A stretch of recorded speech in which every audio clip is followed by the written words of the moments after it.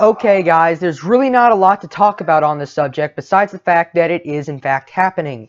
As a lot of people know, in the news lately, there has been a lot of buzz about Kong Skull Island, and that is really because Kong Skull Island has I forgot, I think it was the director that tweeted that there's going to be a really awesome end credit scene. There's been a lot of theories and rumors about what that end credit scene pertains to, but it's almost 100% fact that it's going to involve Godzilla. Because what else would you have for an end credit scene in a movie that is basically a setup for the 2020 film Kong v Godzilla? So we know what it's going to be about. Practically, we know what it's going to be about, but we don't know how it's going to go down. Well, a source does say, and this is the leaked description of what that end credit scene is, and I'm just going to read it to you. Conrad, which is Tom Hiddleston, and Weaver, which is Brie Larson, are being held in an interrogation room, and Brooks, Corey Hawkins, and San, Taijing, come in and welcome them to Monarch. They show them a file and photographs of maps and a nuclear tests, quote unquote, that were meant to kill Godzilla in 1954, a reference to the original film. A projector turns on and shows them cave paintings of Godzilla, Mothra, Rodan, and King Ghidorah.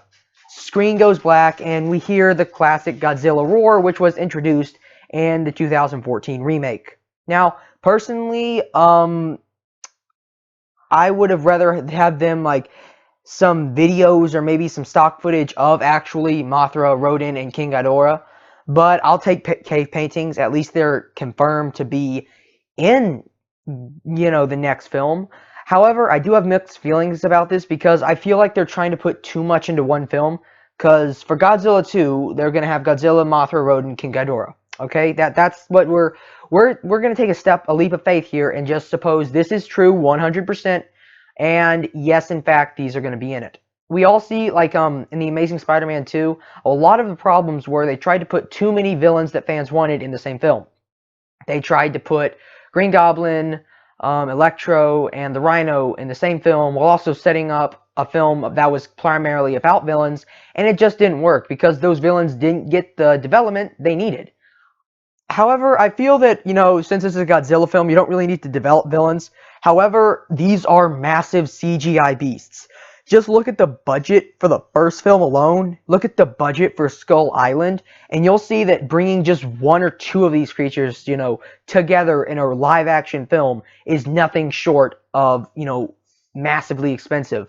So bringing Godzilla, Mothra, Rodan, and King Ghidorah, into a live-action film is going to be crazy expensive. So this film is going to, it might feel like The Amazing Spider-Man 2 again, where if it doesn't make $1 billion, it will be considered a financial failure. I personally, if they market it right, because the first movie made so much money, like just a Godzilla film, the last American one sucked. They marketed it so well, it got such good reviews that it made almost $800 million worldwide. I think that's a great show of how much fans love the series. And personally, I just can't wait for Godzilla 2. I want to know what you guys think of this supposed end credit scene. Do you think that it's really worth all the hype? Do you think it's really worth all the hype just to see a little scene where it confirms what everyone's really just known for a while?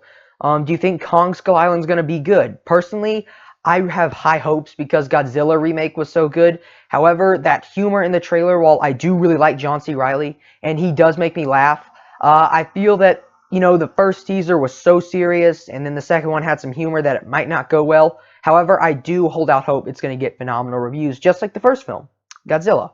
And finally, I want to ask you, are you guys hyped for Godzilla 2 and Kong vs. Godzilla?